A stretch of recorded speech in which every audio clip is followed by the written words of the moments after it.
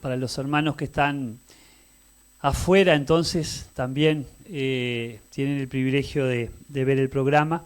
Y bueno, como decíamos ahí al principio cuando llegaban los hermanos, felices Pascuas, porque la idea hoy es realizar un programa especial con las canciones en forma especial y la palabra también. El domingo pasado estuvimos viendo lo que es el llamado Domingo de Ramos, o sea, toda esa entrada del Señor, esa semana previa, no solo el Domingo de Ramos, sino esa semana donde el Señor en los diferentes lugares empieza a preparar su muerte allí en la cruz y resurrección.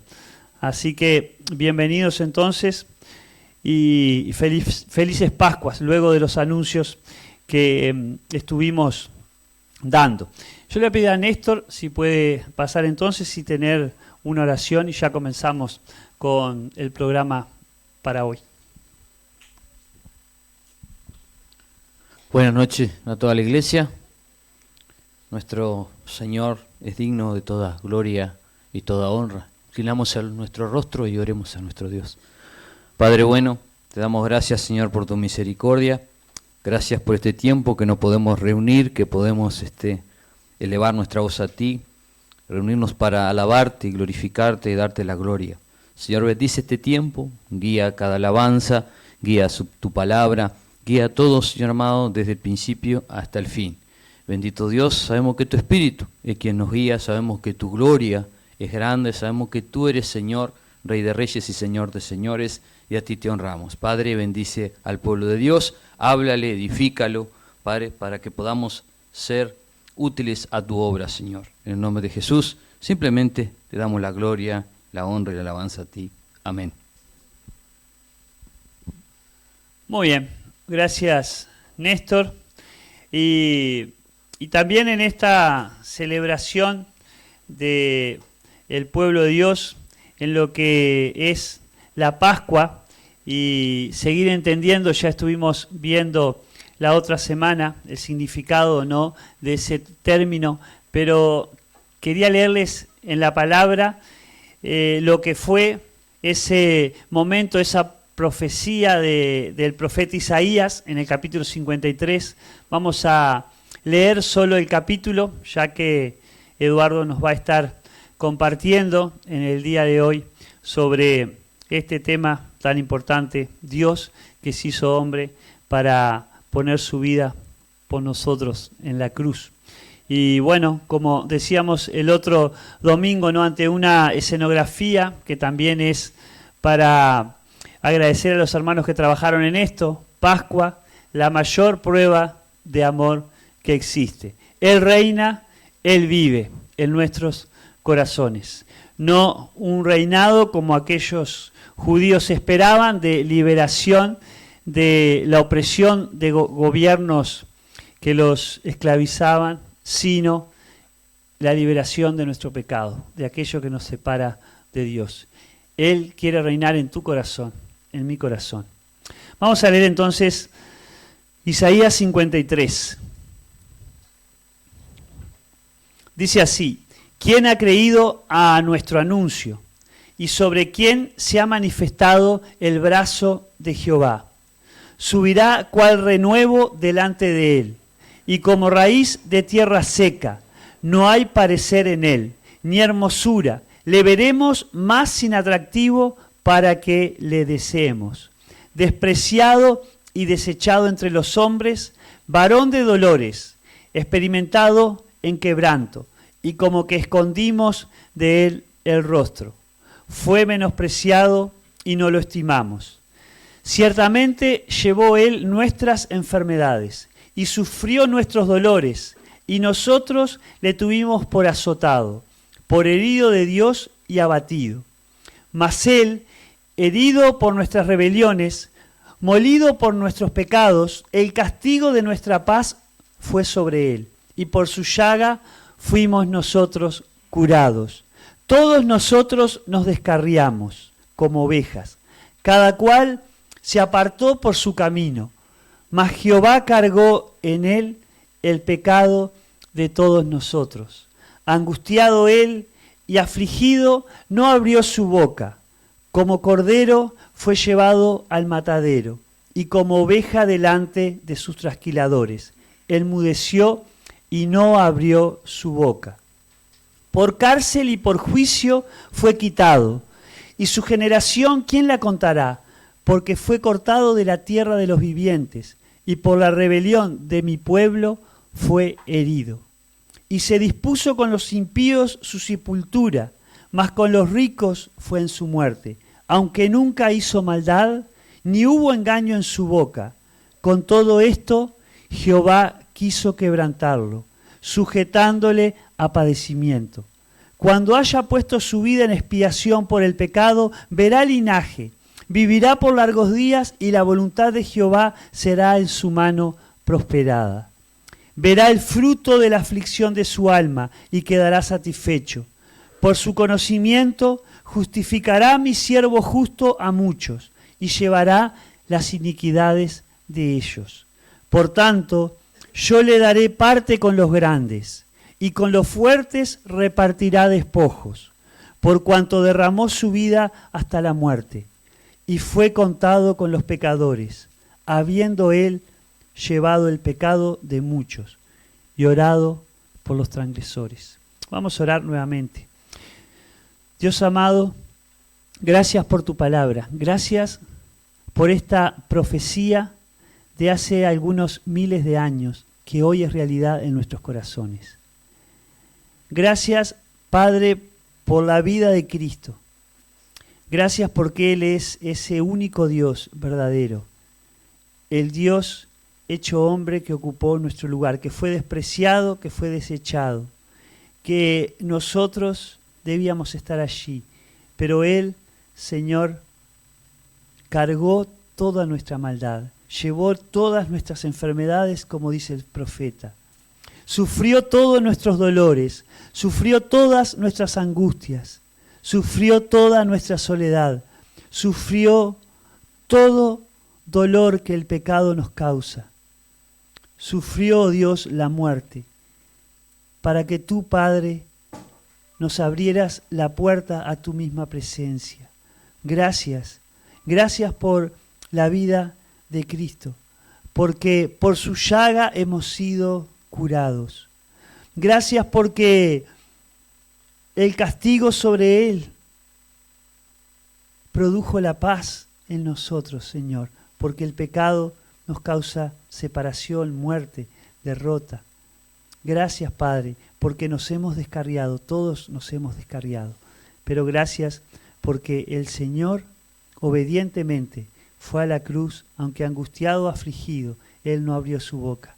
Él fue levantado de entre los muertos, porque Él cumplió, Dios, obedientemente lo que tú le indicaste.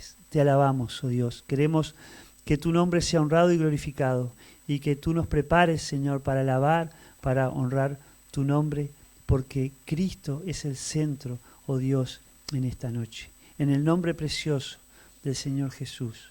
Amén. Vamos a escuchar una canción ahora que va a estar a cargo de Mónica.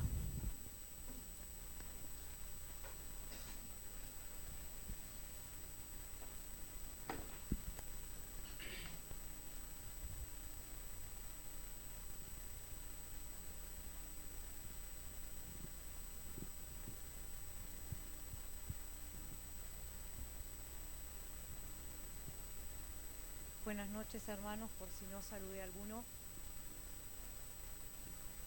La idea es que todo lo que hagamos esta noche nos lleve a tener una mayor conciencia de algo que no hemos visto, pero que sí vivimos, y es gracias a la muerte y resurrección del Señor, ese sacrificio del que Sergio leía, y esta canción habla de eso.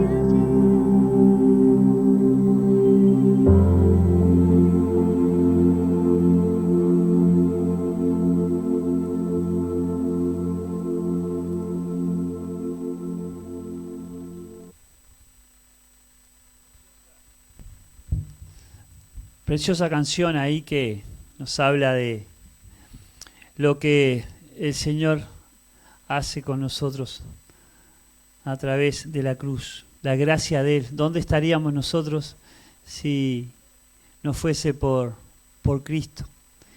Esa gracia, escuchamos estos días ahí en las conferencias, a nuestro hermano Samuel hacía tanto hincapié en la gracia, que sí hay que notar que el pecado Dios lo cargó en su Hijo, pero para ejercer la gracia, no para que nosotros andemos en pecado, sino que nos abracemos de Él, dejando el pecado y que su gracia sea la que nos arrime, nos acerque, nos tenga bajo su mano poderosa.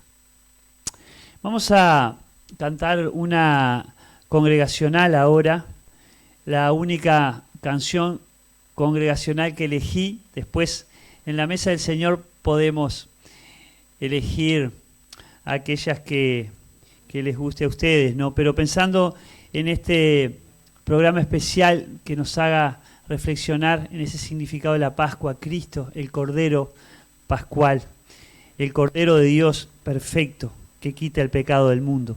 Vamos a cantar esa que dice, crucificado fue, pero aquellos que puedan ponerse en pie, la vamos a entonar juntos, adorando, alabando a ese Salvador, y si aún no es tu Salvador, que puedas en esta noche recibirlo, aceptarlo en tu corazón. ¿Para qué?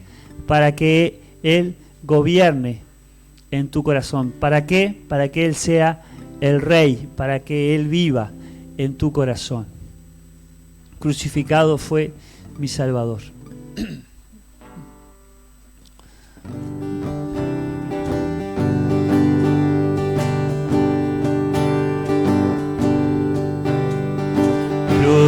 Crucificado fue mi Salvador, por mis pecados en Cristo el Señor. Desde la tumba subió, si triunfante Él resucitó, para siempre ya dominio sobre el mal. Con los santos tiene gloria celestial. Triunfó, triunfó, aleluya, Él triunfó. Inútil la prisión del Salvador, vana la detención de mi Señor. La tumba subió, si triunfante Él resucitó, para siempre ya dominio sobre el mal. Con los santos tiene gloria celestial. Triunfó, triunfó, aleluya, Él triunfó. La muerte ya venció,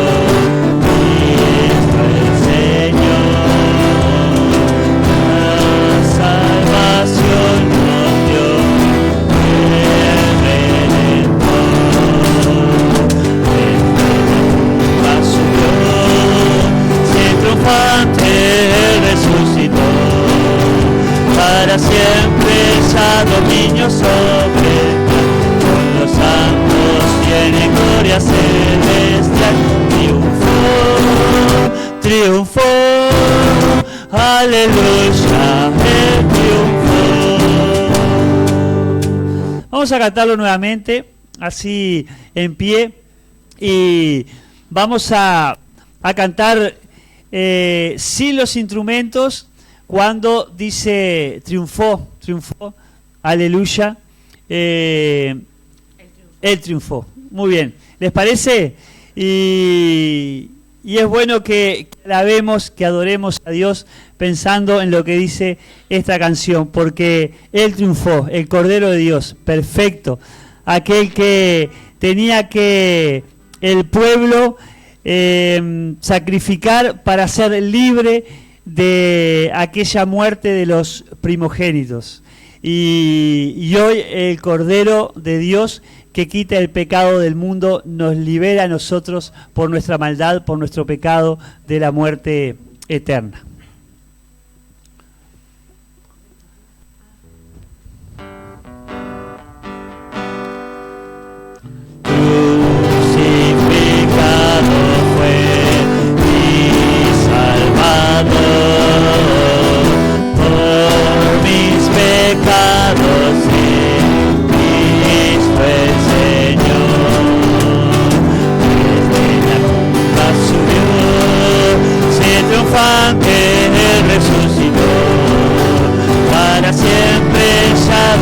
Sobre el mar, con los santos tiene gloria celestial.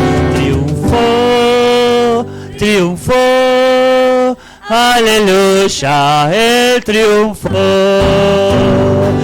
Vino de la prisión, el Salvador, gana la detención.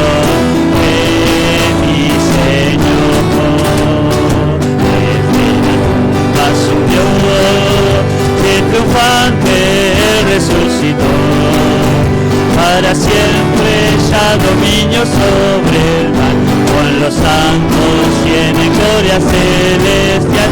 Triunfó, triunfó, aleluya, él triunfó. Ella venció, Cristo el Señor. Salvación nos dio el Redentor. De la tumba subió, si triunfante él resucitó. Para siempre ya dominio sobre el mal, con los santos tienen gloria celestial. Triunfó, triunfó, aleluya, él triunfó. Amén, gloria a Dios. Pueden tomar asiento. Qué bueno es que el Señor triunfó y por eso estamos aquí reunidos y en muchas partes del mundo, ¿no? En muchas partes del mundo, algunos en la mañana, otros en la tarde, otros en la noche, en este mundo, en esta tierra, hemos cantado a nuestro Señor, triunfó, aleluya, Él triunfó. Qué bueno, y por eso podemos juntos adorarle. Vamos a escuchar otra canción que va a estar a cargo de Virginia ahora.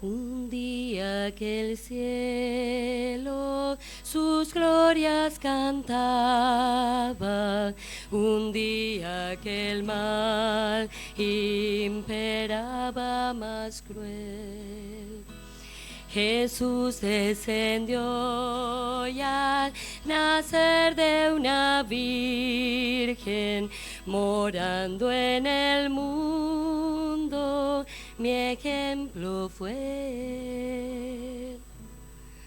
Vivo me amaba, muerto salvóme, y en el sepulcro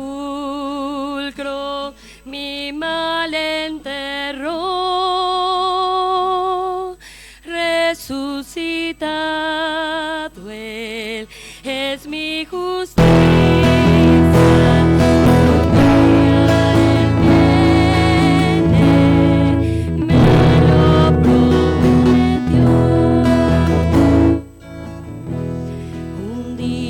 llevaronle al monte Calvario, un día clavaronle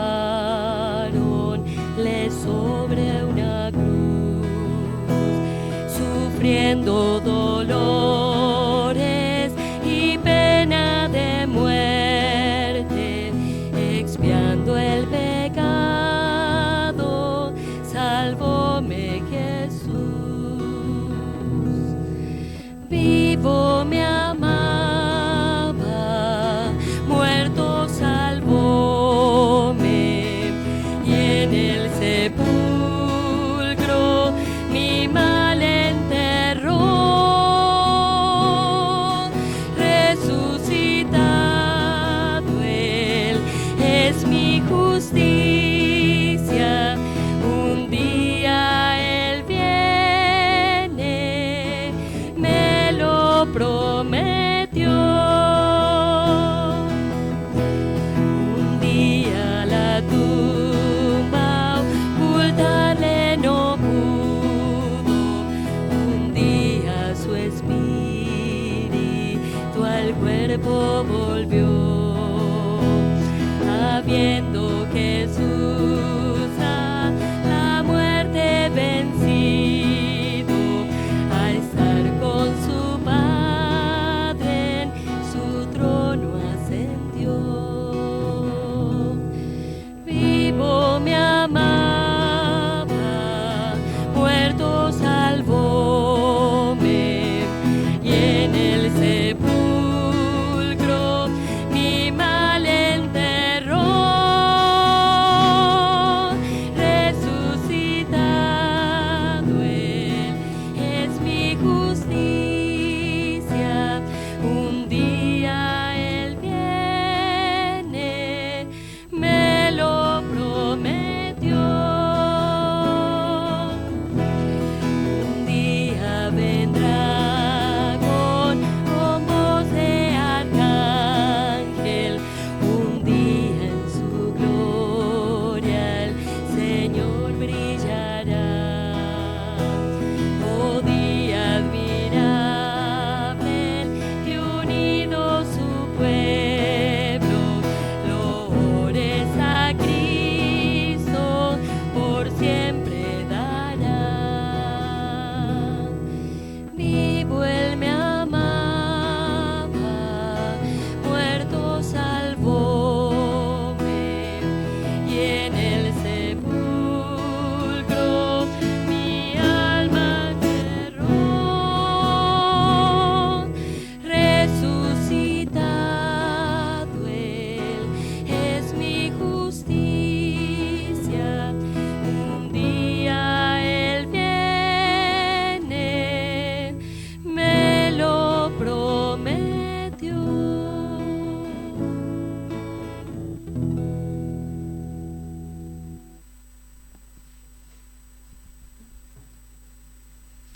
Qué esperanza podemos tener aquellos que estábamos sin esperanza, perdidos, ¿no? Vivo me amaba, dice, muerto me salvó. Cuando para este mundo Cristo moría y era derrotado, para aquellos que íbamos a ser su trofeo, cada uno de sus hijos, Él vencía en la cruz, en su muerte, para darnos vida. Y resucitado Él es nuestra justicia. Porque ¿qué sería de nosotros si el Padre nos viera directamente? Nos ve a través de Cristo. Y un día Él volverá. ¿Por qué? Por esa gracia que Mónica nos cantaba ahí, que ese Dios, tremendo Dios, descendió desde los cielos para ocupar tu lugar y mi lugar, porque nuestro destino era el infierno. Pero Dios nos amó tanto que a través de Jesucristo quiere sacarnos del infierno, de la condenación, para llevarnos a su misma presencia, al cielo, a la eternidad. Yo le voy a pedir a Marco si puede tener una palabra de oración y nos preparamos para la palabra que nuestro hermano Eduardo nos va a estar compartiendo. Así que inmediatamente de Marco pasa Eduardo ahí. Los niños, no sé si tienen clase hoy, perdón, tienen clase con Mónica. Bárbaro. Los niños, así que ora Marcos y ya pueden ir pasando la clase. Padre, te damos gracias una vez más por tu presencia en este lugar. Te damos gracias, Señor amado, porque por la obra que tú hiciste por nosotros, esa obra inmerecida, Señor, y que podemos estar hoy, Señor amado, conmemorando, Señor, esa resurrección que fue lo que garantizó, Señor, que nosotros podamos ser tus hijos y podamos tener la vida eterna. Señor, gracias por tu amor, gracias por ese amor enorme, por tu misericordia, Señor, y solo nos resta, Señor, tener ese enorme agradecimiento hacia ti, Señor, y te pedimos en este momento, Dios, que tú estés bendiciendo a nuestro hermano Eduardo, Señor, y que estés bendiciendo la palabra que él va a traer en este momento, Señor, y que tú le estés dando de la gracia de tu Espíritu, Señor, para él compartir, Señor, esta palabra que tú le has dado con toda la congregación. Muchas gracias, Señor, en el nombre de Jesús. Amén.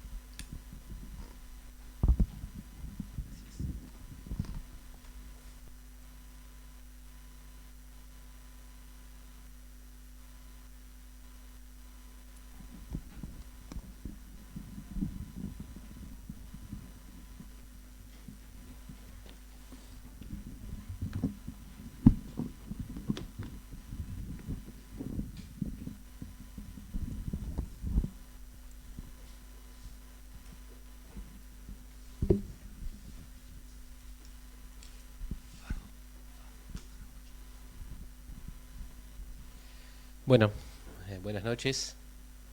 Es un gusto para nosotros estar aquí hoy. Veo que han invitado muchas cosas de la iglesia de Rocha. Una de ellas es que la hora de comienzo de la reunión, nosotros empezamos a las 7 y pico. Ustedes también. Así que eso es culpa nuestra. Eso lo heredaron de nosotros. Pero bueno, me siento como en casa. Bueno, le pedí una jirafa porque yo soy medio animal, entonces siempre preciso tener una jirafa. Así no tengo que estar con esto en la mano, que siempre se me dificulta. Pero bueno, vamos a comenzar leyendo algunos versículos. A ver si ahora.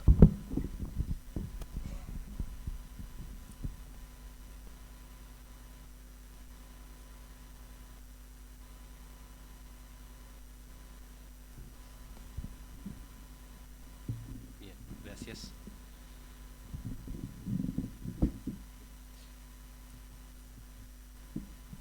Ya les compliqué la existencia.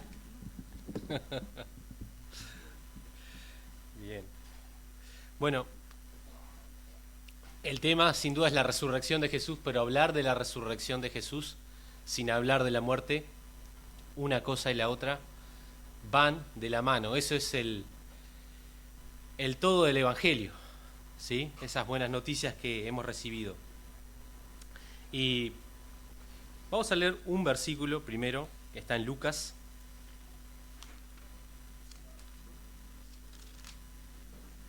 Capítulo 9,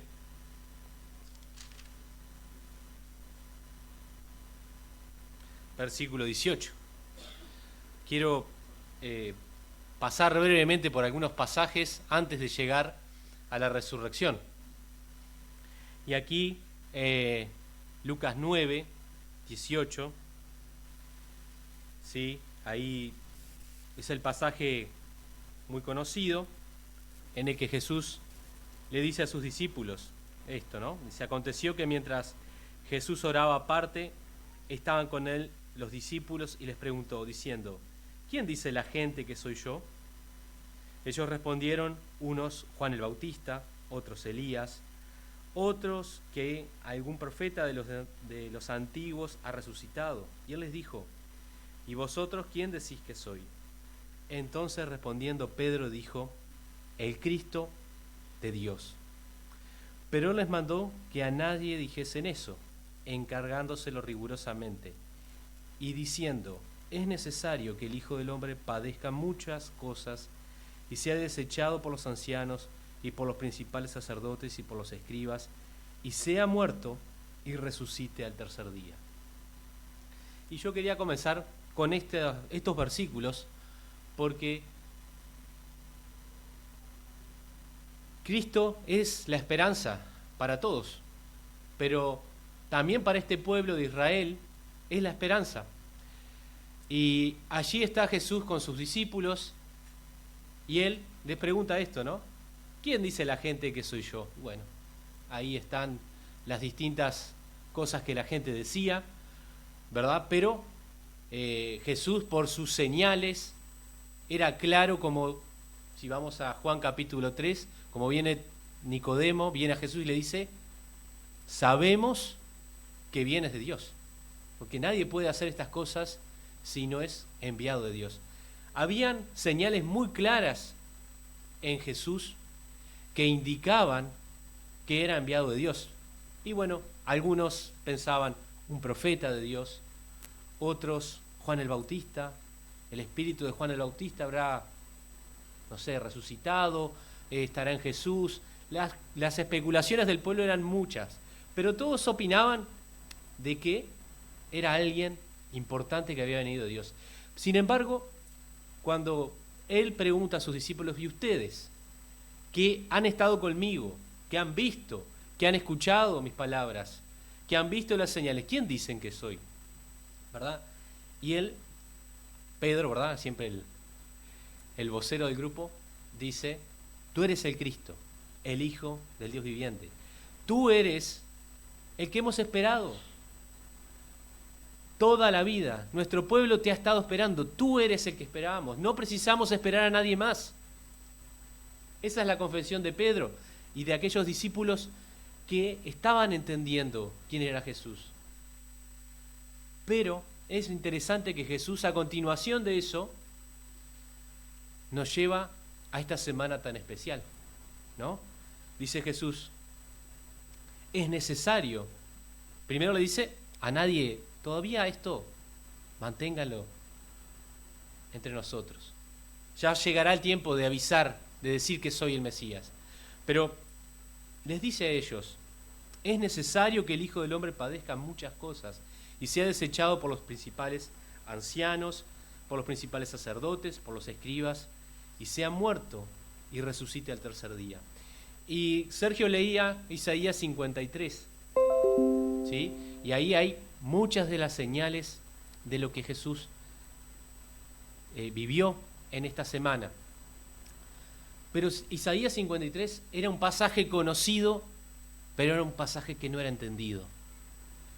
No lo entendían, porque los israelitas, cuando pensaban en su Mesías, en su Salvador, solo pensaban en esas profecías que decían que Él venía a reinar terrenalmente, que Él iba a establecer el reino en Israel, Jerusalén iba a ser esa ciudad importante de Dios, iba a gobernar desde ahí el mundo con justicia. Y esa era la enseñanza que los judíos tenían acerca del Mesías. Cuando se encontraban con este tipo de palabras de que el siervo de Dios que iba a sufrir, que padecer, que muerte, que llevar las iniquidades, eso no lo entendían. Es más, muchas veces decían que eso se refería a otra persona, no al Mesías. Por eso, entender la obra de Jesús es importante para nosotros, pero era importante para ellos. Y ellos no entendían estas palabras de Jesús, ¿verdad? Esto es como cuando alguien te habla algo y tú quedaste, no sé qué dijo, pero no debe ser tan importante. Después veré qué era eso. Esas palabras de Jesús que él fue repitiendo a lo largo de su ministerio con sus discípulos, entraban, pero no había un entendimiento en ellos. Ellos no esperaban que su Mesías venía primero a salvar. No estaban esperando eso. Es más, cuando Jesús se va, la pregunta de ellos es: Señor, ¿establecerás ahora tu reino? Porque esa es la forma de pensar de ellos. Ellos estaban esperando eso. Y ese pueblo, ¿verdad?, esperaba un rey que los liberara de los romanos, pero no entendía que su mayor necesidad era un rey que los liberara de sus pecados. No se daban cuenta los israelitas, en su mayoría, de que precisaban salvación. No había posibilidad de un reino terrenal, como Jesús después se lo dice a Nicodemo también. Si no naces de nuevo, no puedes ver el reino de Dios. Y no hay nacimiento de nuevo sin esta obra de Jesús. El Mesías tenía que sufrir primero, tenía que cargar nuestros pecados. Y esto, repito, no era algo entendible en las mentes de los judíos. Para nosotros es muy fácil. Nacemos, conocemos estas historias y para nuestra mentalidad es fácil, pero para ellos esto era algo que chocaba con una enseñanza muy fuerte, muy profunda, muy arraigada que traían. Por eso, cuando llega este momento, vemos la reacción que tuvieron, que es la reacción natural que deberían tener, que hubiéramos tenido cualquiera de nosotros si hubiéramos sido aquellos discípulos. Y llegamos entonces a esta semana, que ustedes ya la semana pasada estuvieron viendo algunas cosas, y vamos a pasar rápido por algunos versículos. Vamos a ir a Mateo 27. Mateo 27, versículo 1 dice: Venida la mañana, todos los principales sacerdotes y los ancianos del pueblo entraron en consejo contra Jesús para entregarle a muerte. Ya Jesús había purificado el templo, había dado nuevos discursos, y el enfrentamiento con los religiosos era una bomba que estaba por estallar en cualquier momento. Y ellos ya tenían decidido, tenemos que matarlo. Pero su propuesta, como está en los versículos anteriores, dice: pero que no sea durante la fiesta. No queremos armar alboroto. Después que pasen las fiestas, vamos a prenderlo. Tenemos que idear una forma de deshacernos de Jesús. Jesús no puede salir de aquí con vida. Y vamos ahora al versículo 23 de Hechos, capítulo 2. Porque aquí dicen esto, en este versículo que leímos recién, que los principales dirigentes religiosos tomaron consejo para entregarlo, para llevarlo a Pilato, para que les diera la oportunidad de matarlo. Ellos no podían condenar a muerte a alguien. Ellos tenían que ese tipo de condenas llevarlos a la autoridad romana, y la autoridad romana es la que tenía la potestad de condenar a muerte. Pero es interesante que dice ahí en el versículo 23, cuando Pedro está predicando, dice, hablando de Jesús, dice: a este, entregado por el determinado consejo y anticipado conocimiento de Dios, prendisteis y matasteis por mano de inicuos, crucificándole. Y aquí vemos que Dios es el Dios de la historia y las cosas se dan como Él quiere que se den. Aquellos religiosos traen su plan,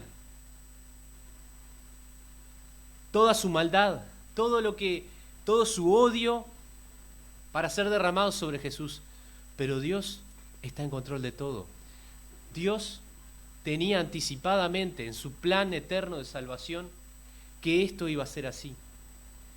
Dios iba a permitir que esto fuera así, porque eso era necesario para nuestra salvación. Y vamos rápidamente a mirar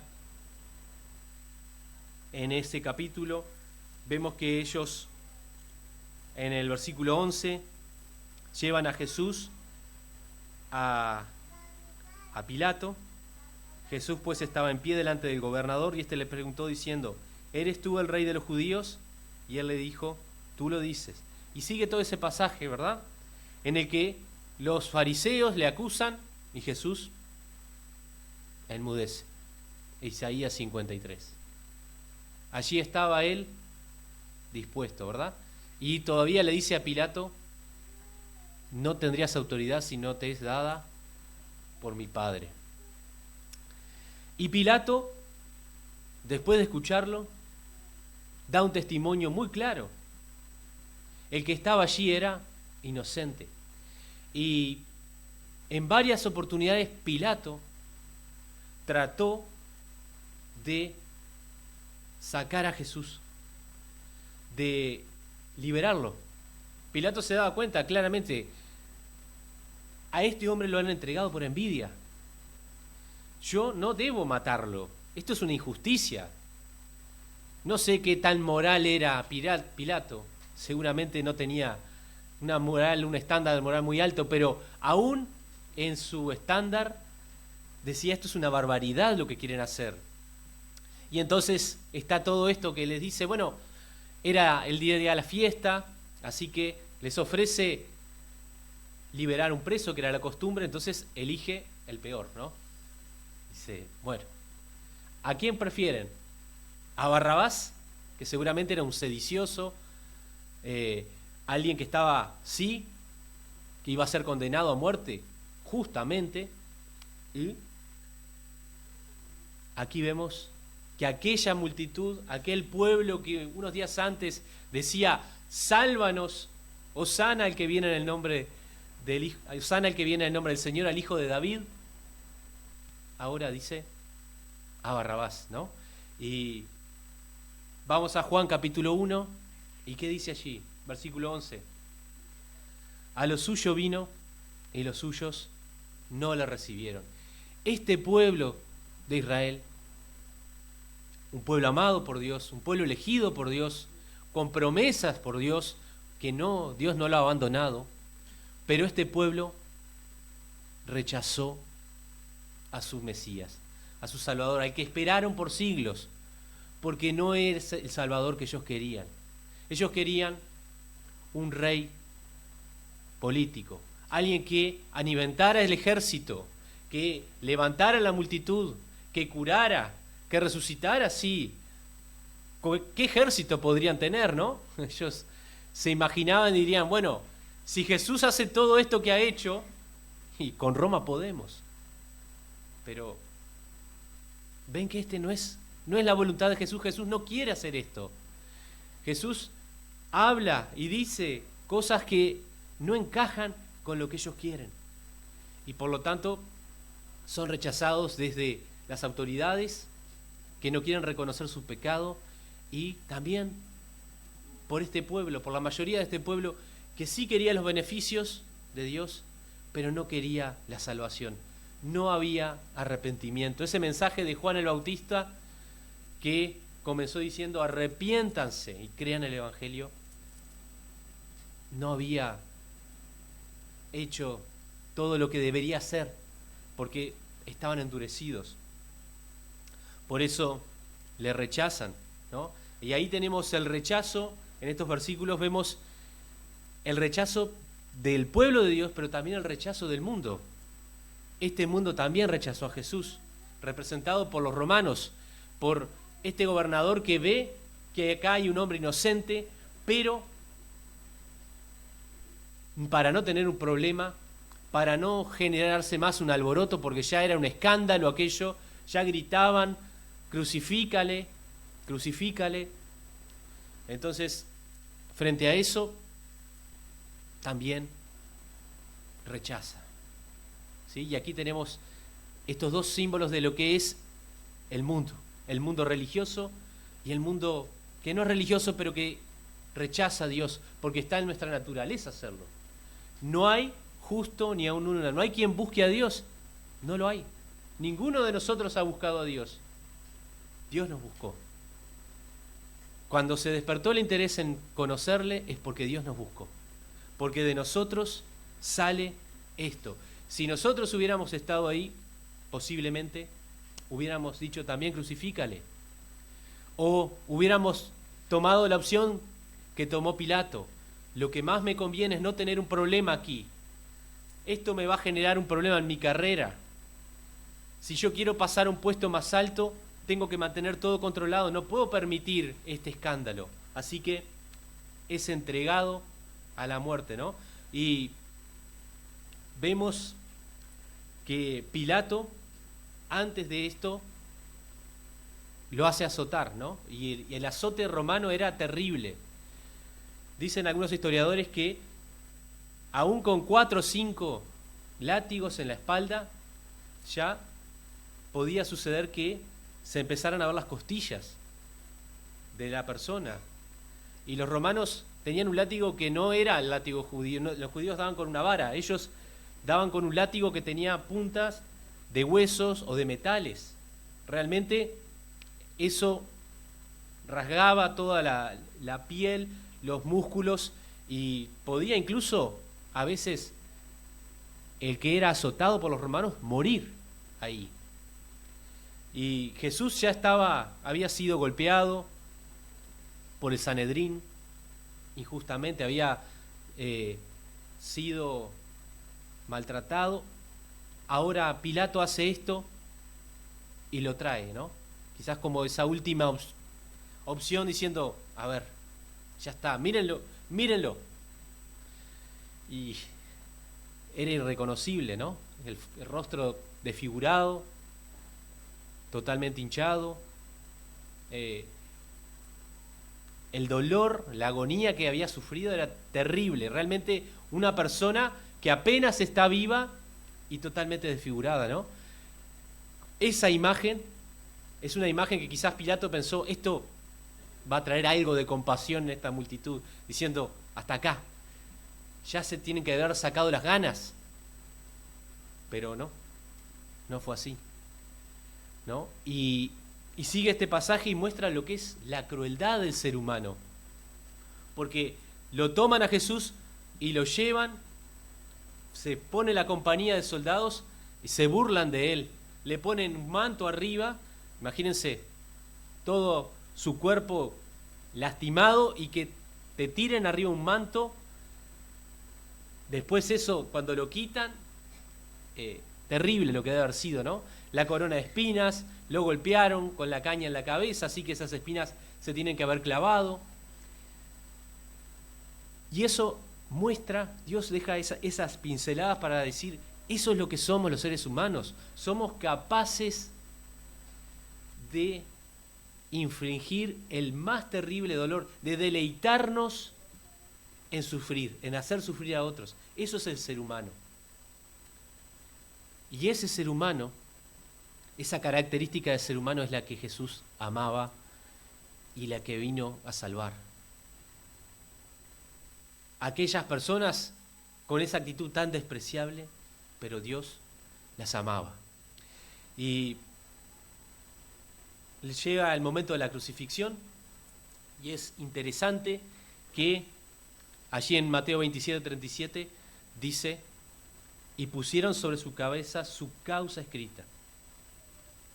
Este es Jesús, el Rey de los judíos. Los religiosos, cuando Jesús declaró que Él es el Hijo de Dios, dijeron, no hay más necesidad de buscar testigos, ya está, hay que condenarlo.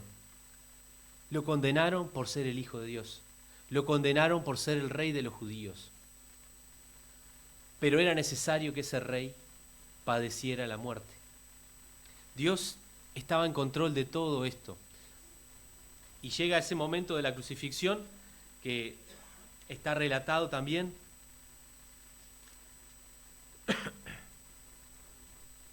en los siguientes versículos, y vemos la agonía que Jesús estaba padeciendo física. Era terrible. La cruz es una muerte muy dolorosa. Habían personas que eran crucificadas y podían estar 2 o 3 días colgados de la cruz antes de morir. Cada vez que una persona en la cruz quería respirar, tenía que tratar de hacer fuerza para poder elevarse, porque sus pulmones se iban llenando de sangre y la capacidad de poder respirar era cada vez más difícil. Por lo tanto, ese esfuerzo, cada respiración, era un dolor tremendo, era una agonía indescriptible. Y allí está Jesús, colgado ya en la cruz, sufriendo un dolor humanamente indescriptible, con todo lo que ya había sufrido.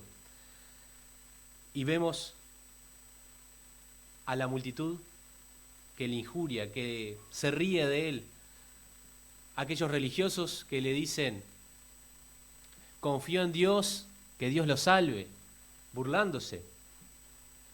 Así, todos ellos, Jesús tuvo que sufrir ese desprecio, tuvo que sufrir el estar desnudo delante de toda esa multitud que se reía de él. Y es terrible, ¿no? Es una imagen que uno la piensa y dice, es indescriptible lo que Jesús tuvo que sufrir físicamente, pero aún viene lo peor. Porque dice que la crucifixión fue a la hora tercera. Los judíos contaban el tiempo de una manera distinta a la que nosotros lo contamos. Para ellos la hora tercera era a las 9 de la mañana. Así que Jesús fue crucificado a esa hora, ¿sí? Y vemos versículo 45, y desde la hora sexta hubo tinieblas sobre toda la tierra hasta la hora novena. Y sin duda que el sufrimiento físico de Jesús es tremendo, es indescriptible, pero aquí llega algo que es algo todavía más misterioso para nosotros y que para Jesús fue mucho más doloroso. El Padre pone un velo de oscuridad en ese momento. No fue un eclipse de sol normal, no fue algo que se pueda explicar atmosféricamente, sino que hubo tinieblas en la tierra. Tinieblas. Por un momento, todos aquellos burladores que estaban allí tuvieron que callarse, seguramente también con temor de que eso no era algo normal. Seguramente todos habrían visto algún eclipse en su vida, pero esto no era un eclipse, eran tinieblas. Y no eran tinieblas que duraron 5 minutos, 10 minutos. Durante 3 horas tinieblas. ¿Y qué es lo que estaba sucediendo ahí? Lo más terrible, la muerte espiritual de Jesús. Jesús, quien tenía una comunión perfecta con el Padre, quien como nadie ha disfrutado de lo que es la comunión con Dios, dice Gálatas 3:13, Cristo nos redimió de la maldición de la ley, hecho por nosotros maldición. Porque Cristo está maldito todo el que es colgado en un madero. Cristo estaba siendo juzgado y había muerto espiritualmente. Cristo murió espiritualmente. Quiere decir que fue separado de la comunión del Padre. El Padre veía a Cristo y en Cristo veía nuestros pecados. Colosenses 2:14 dice, anulando el acta de los decretos que había contra nosotros, que nos era contraria, quitándola del medio y clavándola en la cruz. Allí en esa cruz, esa película de nuestra vida que nos condena porque no podemos cumplir la ley santa de Dios, estaba sobre Jesús. Nuestros pecados, los pecados de aquella generación, de aquellos hombres que habían despreciado a Jesús, que lo habían crucificado, esos pecados estaban en Jesús. Y el Padre había desamparado a Jesús. Esto sin duda fue lo más terrible. Cuando Jesús va a Getsemaní y ahí sufre de la manera que sufre, lo más terrible que él dice cuando pide, si es posible que pase de mí esta copa, no está pensando en los sufrimientos físicos que son terribles, pero son momentáneos, ¿sí? Jesús está pensando en esto: yo voy a ser hecho maldición, yo voy a tener el pecado del mundo como si fuera mío, aunque soy santo. Y es importante decir que esos pecados nunca contaminaron a Jesús. Él los cargó como si fueran de él, pero él es santo y siguió siendo santo. Pero ahí se produce lo que, gloria a Dios, ninguno de nosotros que hemos creído vamos a tener que sufrir. Cristo fue desamparado. Y si hemos creído en Cristo, podemos decir, así estemos viviendo lo que sea más terrible en nuestra vida, no estamos desamparados. Dios no nos va a dejar nunca. Dios no te deja, porque tuvo que dejar a Cristo de lado para poder ampararte a ti, para reconciliarnos con Él. Él tuvo que hacer esto. Y eso fue lo más terrible. Él sufrió la agonía más grande. Es lo que sería para nosotros el infierno, estar separados para siempre. ¿Sí? Si nosotros fuéramos a pagar por nuestros pecados, ¿sí?, moriríamos. Pero como morimos con pecado, no pagaríamos lo suficiente. Nunca seríamos resucitados para vida, sino que la paga del pecado es muerte y quedaríamos condenados, eternamente separados de Dios. Ahora, el Hijo de Dios estuvo separado durante estas 3 horas. Y en estas 3 horas la Biblia guarda silencio. No hay palabras de Jesús. Jesús sí habló antes. Estuvo el diálogo con este preso, con este hombre que también estaba crucificado, que después se da cuenta y dice, cállate, nosotros sí estamos sufriendo una condenación justa, pero él nada de esto merece. Y Jesús le dice, hoy estarás conmigo en el paraíso. Jesús habló antes, pero aquí hay un silencio profundo. Y dice, cerca de la hora 9, vuelve a hablar Jesús. Y allí podemos darnos cuenta que ese castigo de Jesús con nuestros pecados ya fue suficiente. El Padre apartó su mirada de él, lo dejó solo, siendo maldición por nuestros pecados. Pero ahora vuelve a restaurar esa comunión, porque Él es santo, es sin pecado. Y Jesús dice estas palabras, Dios mío, ¿por qué me has desamparado? Eso está también, son palabras del Salmo 22. Y Jesús, si vamos a Lucas, yo lo tengo acá para andar rápido, 23, dice, y el sol se oscureció y el velo del templo se rasgó por la mitad. Entonces Jesús, clamando a gran voz, dijo, Padre, en tus manos encomiendo mi espíritu. Y habiendo dicho esto, expiró.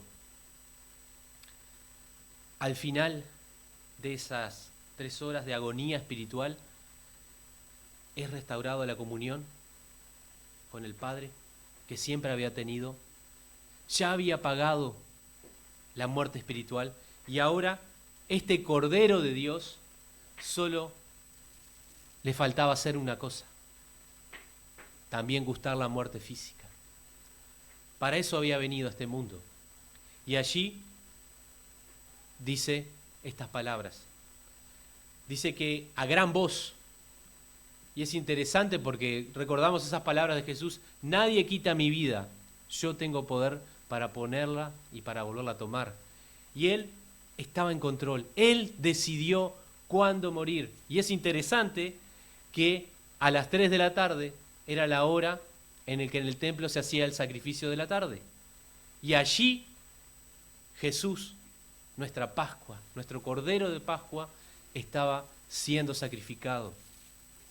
Todos esos símbolos que para nosotros no los entendemos tan claro, pero para un israelita que después pudiera ver todo esto, pudiera ver cómo Dios, y pudiera maravillarse en cómo Dios manejó todos los detalles para que se cumpliera todo de acuerdo al plan eterno de Dios, para que esa salvación se llevara a cabo así.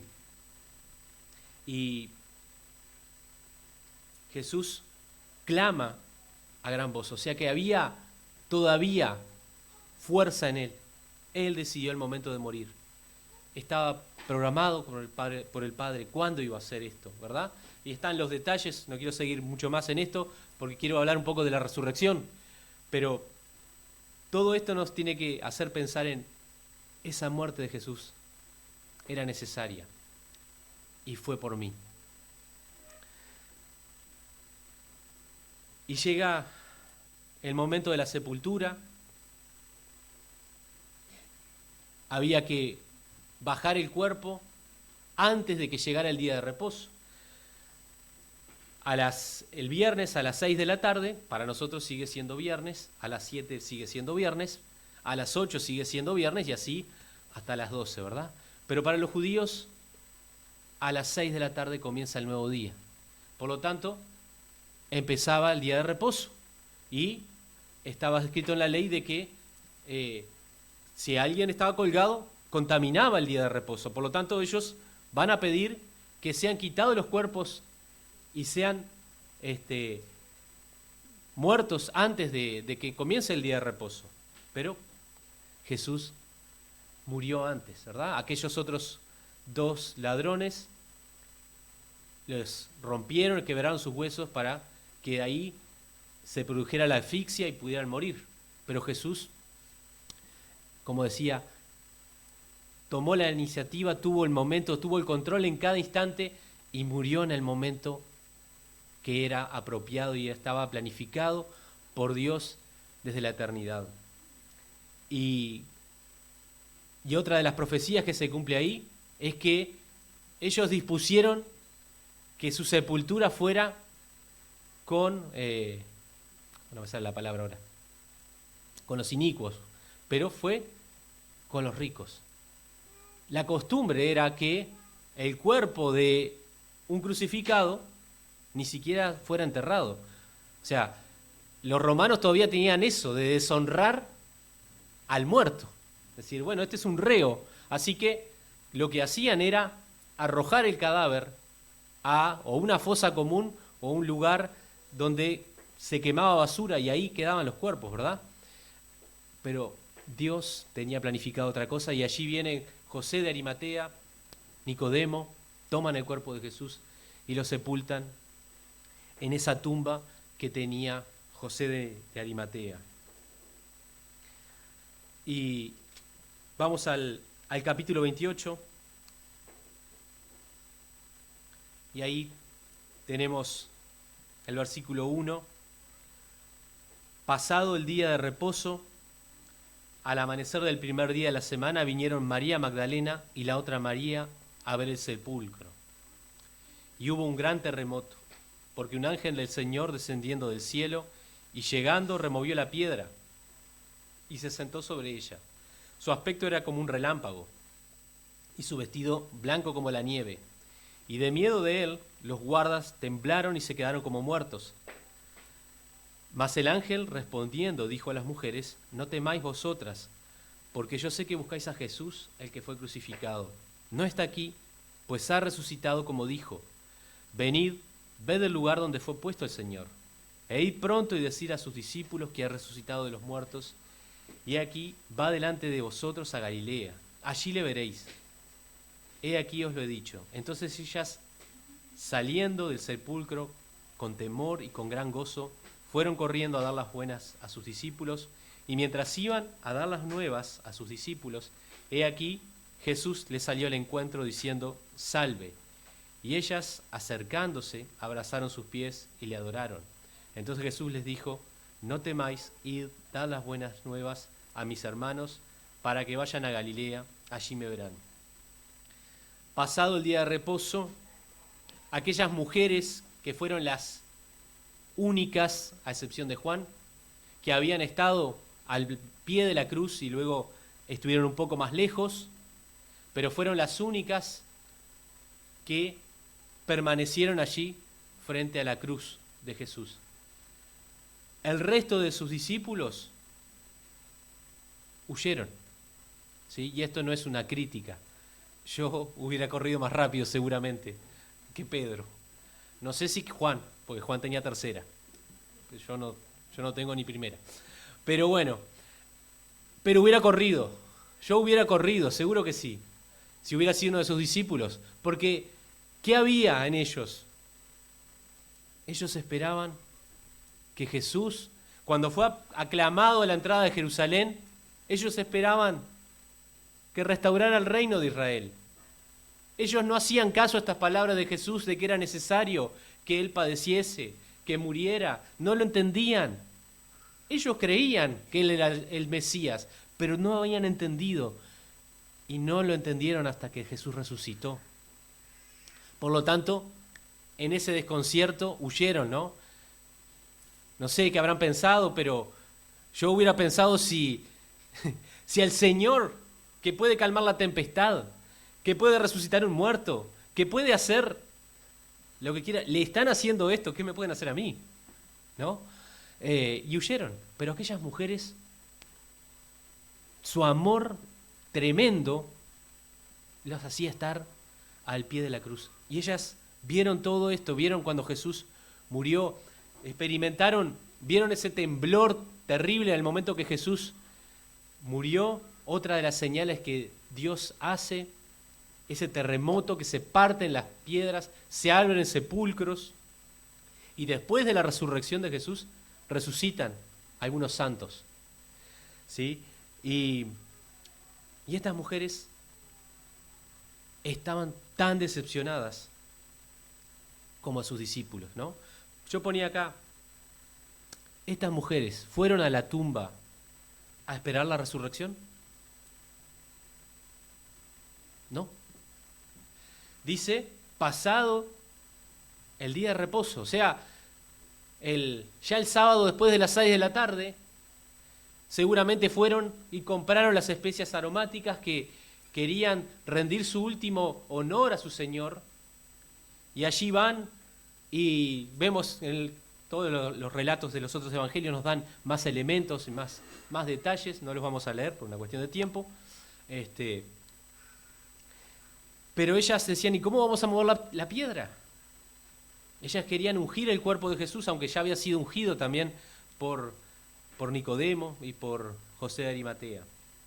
Pero ellas iban allí a ver el cuerpo de su Señor.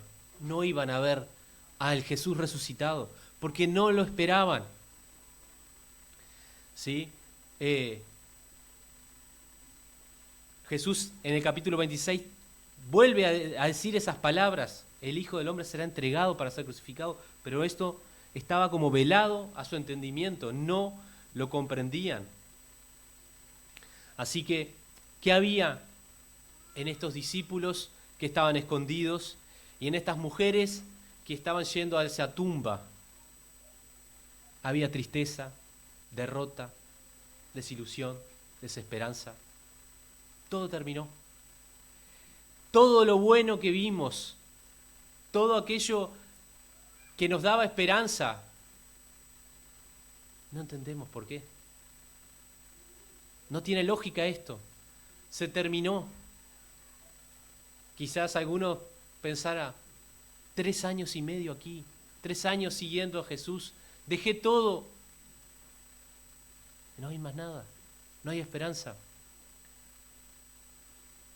Pero había esperanza, ¿sí? Así que las mujeres, seguramente en esa madrugada de el domingo para ellos ya comenzaba, ¿verdad?, a las 6 de la tarde, así que el primer día de la semana, ¿sí?, se da lo que dice acá, ¿no? Hubo un gran terremoto porque un ángel del Señor, descendiendo del cielo y llegando, removió la piedra y se sentó sobre ella. Nuevamente, en la resurrección de Cristo, un nuevo terremoto, así esa señal en la muerte, también en la resurrección. Jesús había resucitado. Y este ángel viene a quitar esa piedra, ¿sí? Y la idea ahí no es que la removió, sino que la sacó del lugar, ¿sí? La quitó, lo cual hace que todavía fuera más extraordinario todo eso, ¿no? Pero, ¿con qué razón vino a hacer esto, no? No fue por Jesús. Jesús había resucitado.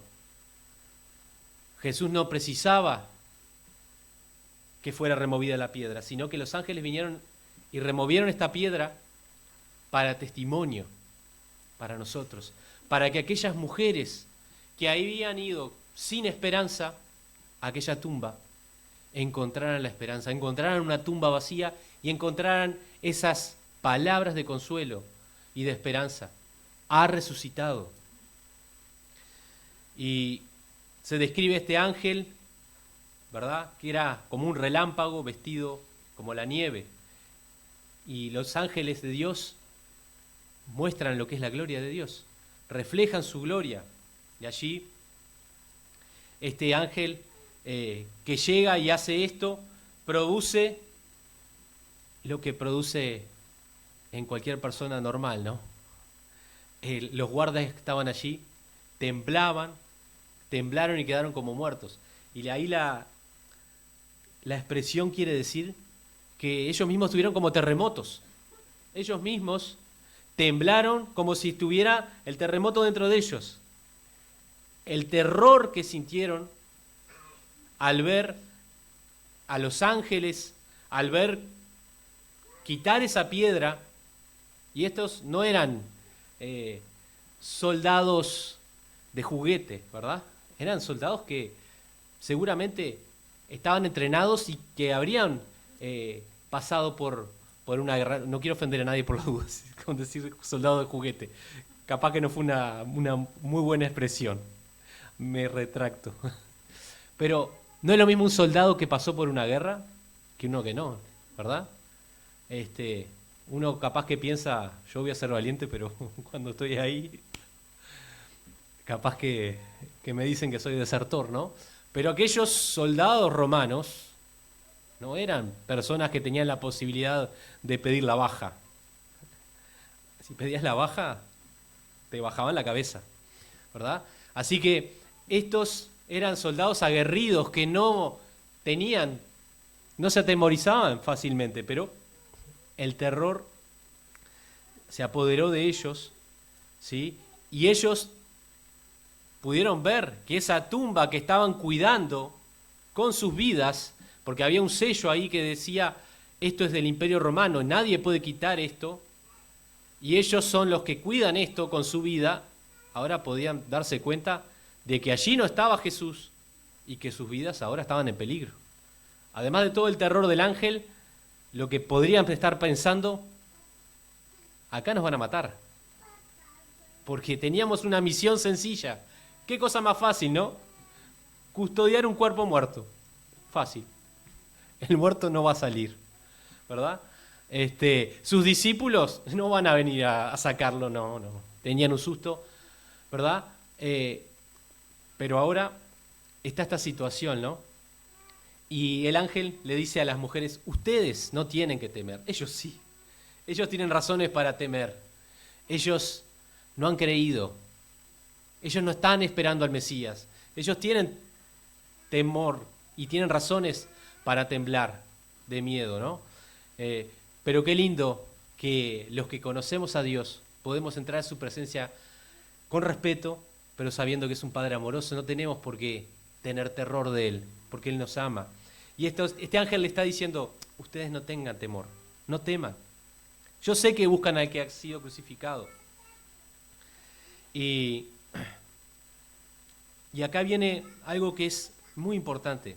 El versículo 6 dice, no está aquí, pues ha resucitado. Como dijo, venid, ved el lugar donde fue puesto el Señor. Y ahí el verbo, en nuestra traducción, dice, o por lo menos la del 60 y en varias, dice, ha resucitado. Pero la traducción correcta del griego ahí es, ha sido resucitado. Y eso es una diferencia importante, ¿sí? Porque el verbo, al estar en voz pasiva, el sujeto de la oración no realiza acción, sino que la recibe. Acá el sujeto es Jesús.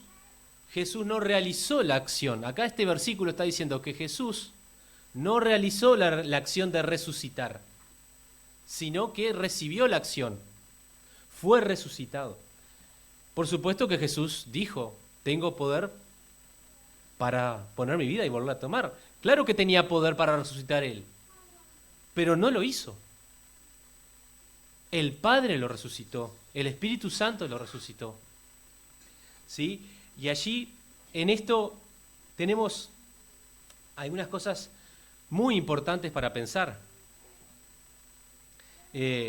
Primero, Jesús, como hombre perfecto, como el segundo Adán, es el ejemplo perfecto de sumisión. Y Él hizo algo que nunca había hecho, ¿sí? Él se sometió al Padre. En la Trinidad no hay uno que manda y los otros obedecen. Dios es Dios.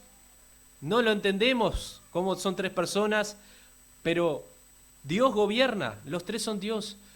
Pero Jesús, al hacerse hombre, viene a ocupar el lugar que Adán no supo ocupar. El primer Adán desobedeció, no fue sumiso. Y las consecuencias todos las conocemos. Acá estamos, gente tan pecadora, porque somos eso, la consecuencia del primer Adán.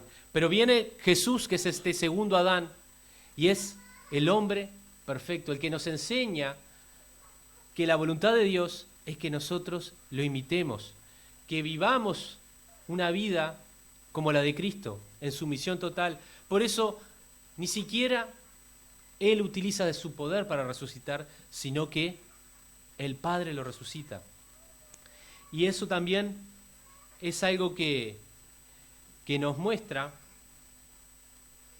la aprobación del Padre en cuanto a la obra de redención. Es como si Dios estuviera diciéndole a Jesús, sí, lo que tú hiciste está completo, es perfecto, me agrada, no hay que agregar nada. La redención está completa. Tu muerte, tu sacrificio es totalmente aceptado. Si no hubiera sido aceptado, no hubiera resurrección. Si ese sacrificio hubiera sido insuficiente para satisfacer la justicia de Dios, Jesús no hubiera resucitado. Pero claro que fue suficiente. Fue un sacrificio infinito. Solo el Dios infinito, al hacerse carne, pudo hacer un sacrificio infinito que satisface completamente la justicia de Dios. Y Dios puede decir, esta obra está completa. Yo doy mi aprobación. No hay que hacer nada más. Murió y resucitó. Dice Romanos, fue muerto por nuestros pecados y resucitado para nuestra justificación. Y el ángel les dice entonces, vengan, vean el lugar donde estuvo.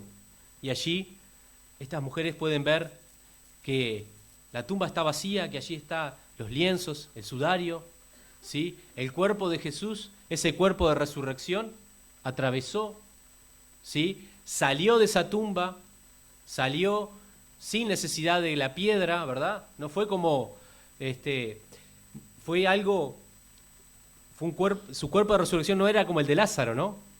Cuando Jesús resucita a Lázaro, lo resucita, ¿y qué le dice después? Sáquenle las vendas, ¿verdad? O sea, Lázaro resucitó, Dios hizo que su cuerpo apareciera allí, ¿verdad? O sea, Lázaro no salió saltando así, o arrastrándose a los gusanitos hasta afuera, ¿no?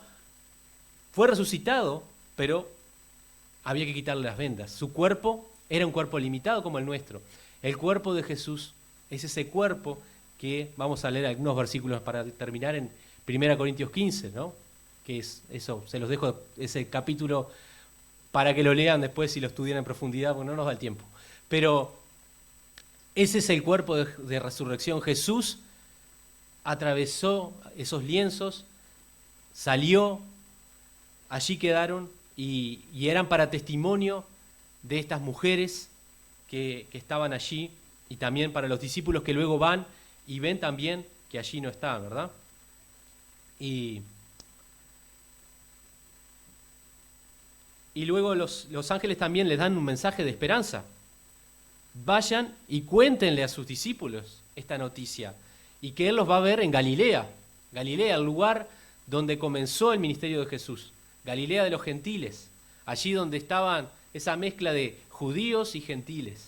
Allí fue donde prosperó el ministerio de Jesús, no en la capital, en Jerusalén, donde fue rechazado. Allí se iba a encontrar con ellos en forma especial. Por supuesto que se encontró antes, ¿verdad?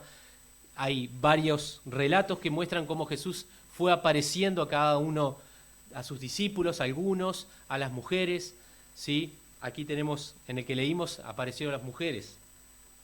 No vamos a leer todos los versículos porque tengo que terminar en algún momento, y ya llevo un buen rato. Discúlpenme, pero los que me conocen saben que me cuesta resumir. Pero bueno.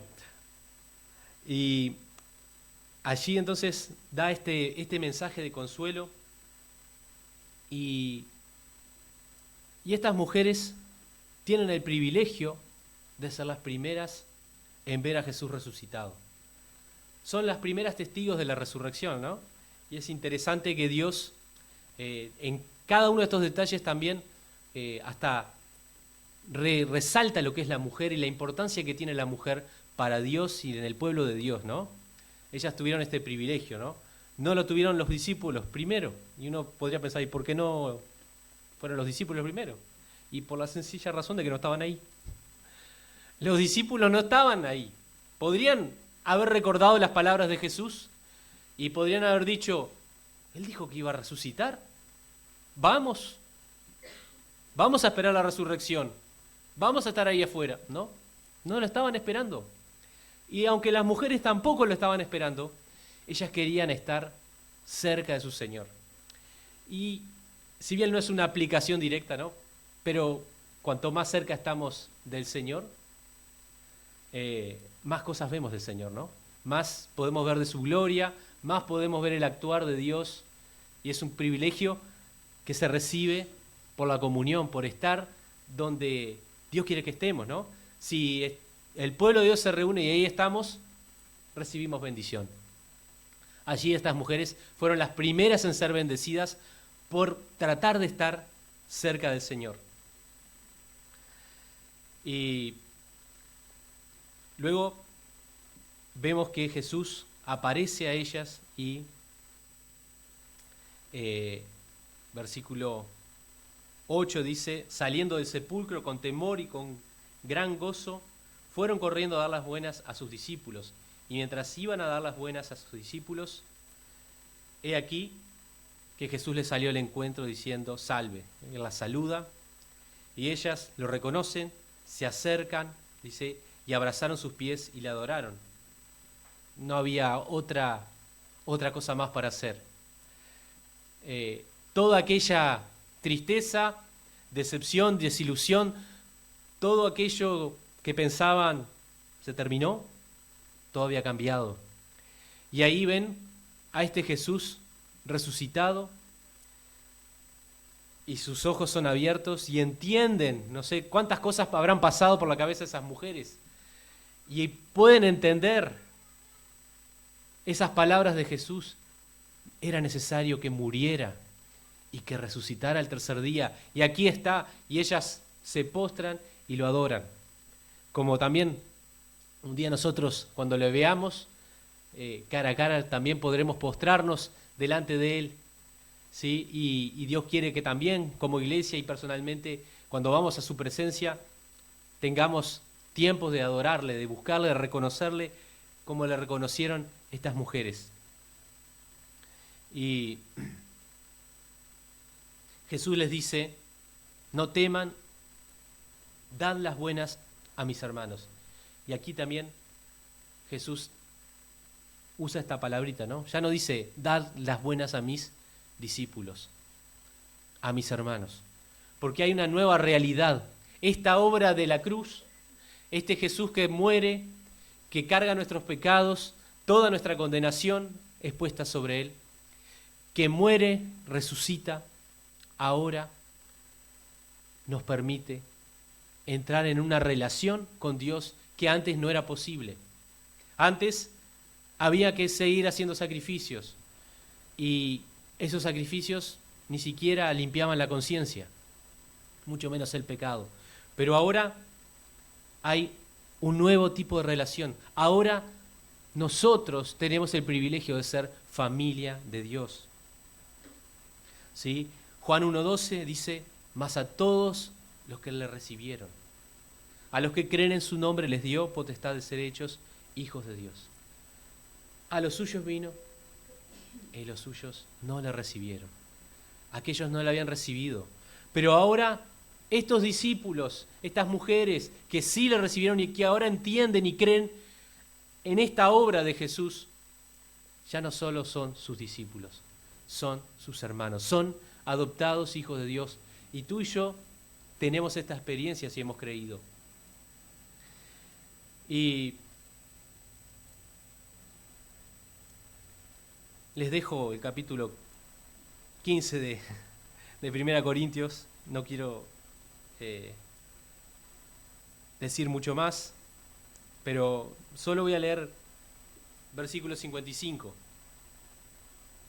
¿Dónde está, oh muerte, tu aguijón? ¿Dónde, oh sepulcro, tu victoria? Ya que el aguijón de la muerte es el pecado, y el poder del pecado la ley. Mas gracias sean dadas a Dios, que nos da la victoria por medio de nuestro Señor Jesucristo. La resurrección de Cristo es el acontecimiento más grandioso de la historia, sin duda. Y es tan fundamental que en este capítulo Pablo dice: si Cristo no resucitó, no hay salvación. Vana es nuestra fe, estamos en nuestros pecados, y los que murieron, pobrecitos. Mas ahora dice, no, Cristo resucitó, ¿sí? Y nuestra fe está fundada en este Dios que nos ama, que es el depositario de la gracia, trajo la gracia y la verdad son dadas por Jesucristo. Él vino a derramar su gracia. Y en esta muerte, en esta resurrección, podemos nosotros recibir la gracia de Dios, podemos ser salvados, perdonados. Nadie que niegue la resurrección de Cristo puede ser un cristiano.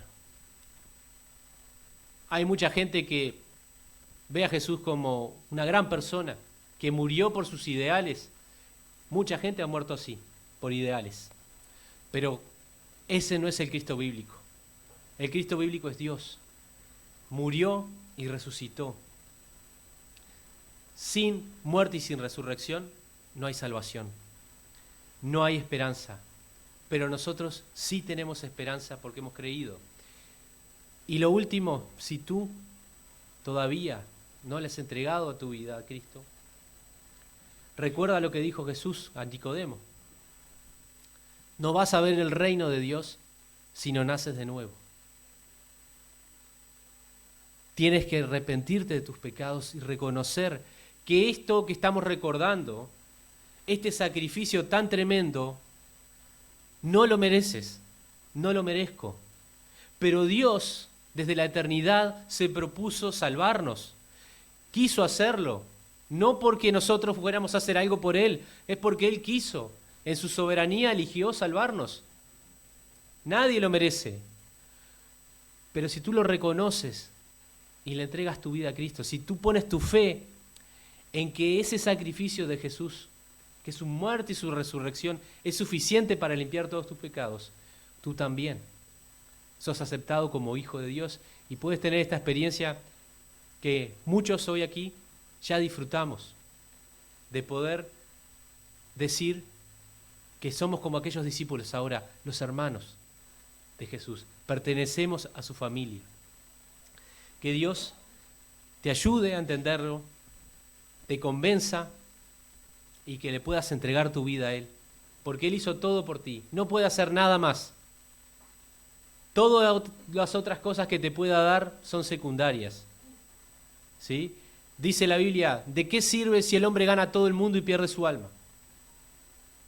Puedes tener todo, puedes tener salud, puedes tener bienestar, pero si no tienes a Cristo, no tienes nada. Estás en tus pecados, estás todavía condenado. Pero el mensaje hoy es, Dios no quiere tu condenación. Para eso vino Cristo, para darte vida. Para eso murió, resucitó, para que tú hoy le entregues tu vida.